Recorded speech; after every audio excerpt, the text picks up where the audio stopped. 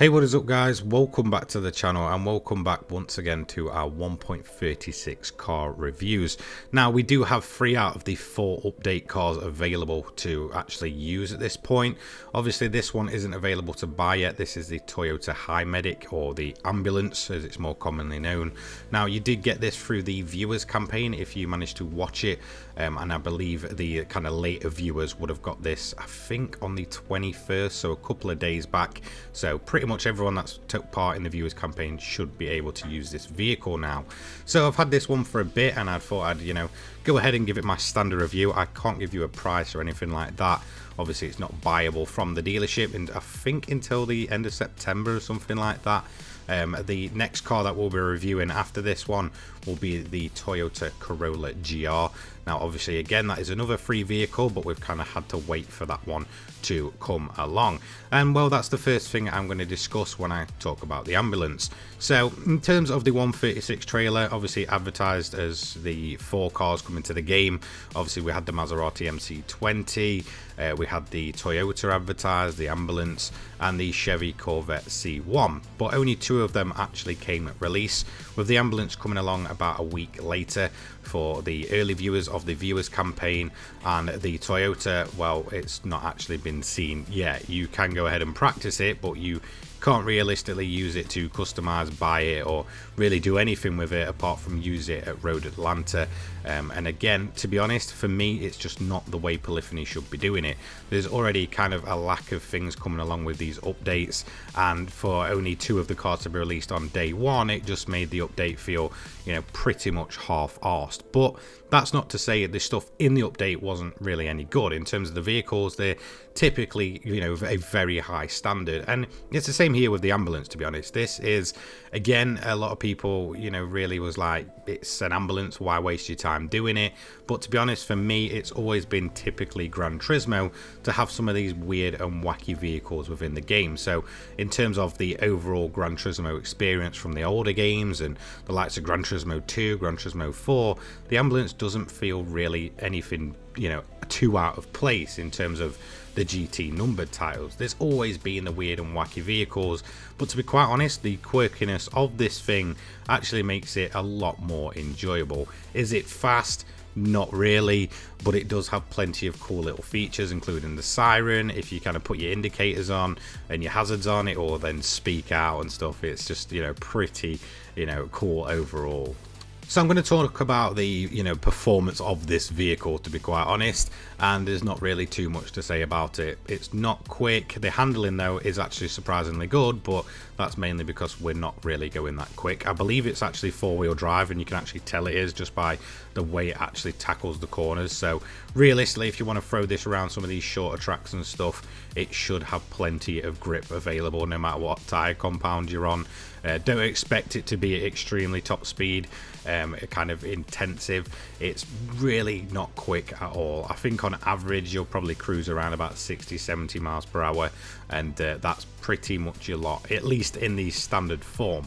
Now I will talk about the modified form later on, because it is actually viable to use this thing at the likes of Le Mans and stuff, if you can kind of I guess blag it a little bit and sort of abuse the AI. So you can actually make money using this thing, but I wouldn't realistically recommend it unless you want to just do something a little bit different and for a laugh. I believe in terms of its overall top speed, if you get the tune right, you can actually get around about 160 to 165 miles per hour out of this thing. Not too not too difficult. So yeah, you can get a bit of top speed out of it when it's fully tuned, but obviously when we do our Nordschleifer hot lap, we are talking about the base version with no tuning, nothing on it, and overall, yeah, don't expect much in terms of its performance. Although I do want to kind of touch on the VR. So if you are a VR user like myself, this is a great vehicle to use in VR. You can sort of look around, peek through the little kind of, I guess, hatch door in the back, and kind of sort of see what's going on. It's really quite impressive and very highly detailed. In terms of the interior, you've got the screen, the typical ambulance equipment and stuff. You've got hand sanitizer next to you, gloves. It's just pretty cool overall, the attention to detail in this vehicle, which actually does make it again, really quirky and really, you know, overall a massive bunch of fun to just kind of explore. It's one of those vehicles that if you've got VR or you're just like one of those suckers to attention to detail, there is plenty to kind of find and see on this vehicle, which is to be expected. You know, like I said, Polyphony do make some very high quality models, and there is no different here with the HiMedic. Now, obviously, like I mentioned, it's not available to buy from the dealership, so I can't really give you a sort of price to performance or what to expect from this vehicle, but I'm assuming it won't really cost you that much when it does become available to buy. So realistically, I'd say this is going to be some decent value for money, and if you're anything like me and you enjoy these more weird and wacky and just, I guess, what would be classed as a silly vehicle for a racing game, then you're probably going to get a lot of bang for your buck here. Like I said, there's so much you can do. I do recommend actually taking it into custom lobbies because it is actually quite funny to just kind of go around with your hazard lights on and your siren on as everyone else is kind of rattling around you in some full-blown JDM car. So, you know, this is definitely one for the role players as well. I know there's a big community for that, and if you do want to kind of go ahead and take it in those role-playing lobbies, then it's probably a very welcome addition. One thing that I did really enjoy doing with this vehicle was actually putting it in at Tokyo at night, so you can sort of see all the sirens lit up, get some of the safety cars kind of, you know, police liveried in that Japanese style, and just host one big race for sort of emergency vehicles, which was actually rather quite funny to kind of look back on in the replay. Now, I was going to make a video on that, but I just chose to kind of scrap that idea in the end. I may bring it out in future if there's a kind of want for it. But overall, in terms of just what this vehicle is and the popularity of it, it does seem a very popular vehicle, to be quite honest. There is a ton of different liveries for it, so if you're one of those that likes to kind of, you know, play about with some weird and wacky liveries or turn an ambulance into a full-blown racing styled van, then, well, you can do it. The option is there. There is a lot of community support for this vehicle, which again just adds to just how funny and quirky you can actually turn this thing. So if you don't want to go for the ambulance style, you can essentially make it into a full-blown race van. If you want to go for the more emergency, you know, routes, whether you want the UK ambulances, the American ones, or even another style of Japanese ambulance or police vehicle, then you can do it. There is a lot of support for this vehicle, and overall it's just another plus point for it. It is a quirky vehicle, and the community just seems to have mostly kind of taken it with open arms to just make this thing as ridiculous as possible, and I'm all for that. So I'm not going to put you through the entire lap, so we're going to come up here just to kind of get the lap over and done with. No, it wasn't a fast lap. It was pretty much one of the, if not the slowest lap I've ever done around the Nordschleife so far. Do I think it would outpace the likes of a Fiat 500? Well, of course, that thing's just an absolute nightmare, but certainly it wasn't a fast lap at all. It was more of a cruise around, but you know, I did have some fun with it. Through the tighter sections is really where this vehicle was actually standing out as a decent overall vehicle.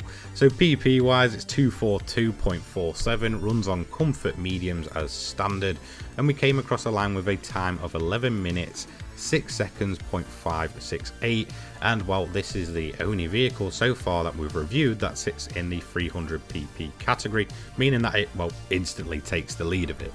So that's the standard version over and done with, but we're not going to stop there. You can upgrade this thing, and it does actually become overall a much better vehicle. So I've gone for obviously the standard typical UK ambulance look. Obviously that's where I'm from, that's what I'm used to seeing, so I thought I'd just kind of go with that style as we go for a fully upgraded version. Now, in terms of its fully upgraded model, or I guess version of this vehicle, it sits at just under 600 pp, so it's really eligible for almost anything. Now, you may be thinking, well, is it possible to grind Tokyo? I'd say not. It just gets absolutely smashed on that straight, even when you've got it set up in a weird way to give it an insanely high top speed for this type of vehicle. But you can grind at Le Mans. Now, it is a bit of a laugh, if anything. It's not something you want to take too serious, but if you do want the challenge, then it is actually doable in an ambulance, which is rather quite funny. I may make a build video on it if you guys actually want that in the future, if you just kind of want to see what the ambulance can actually be like when it's fully upgraded and kind of tuned for a 700 grinding event. So in terms of the fully upgraded version, we're going to head over to the high speed ring as usual.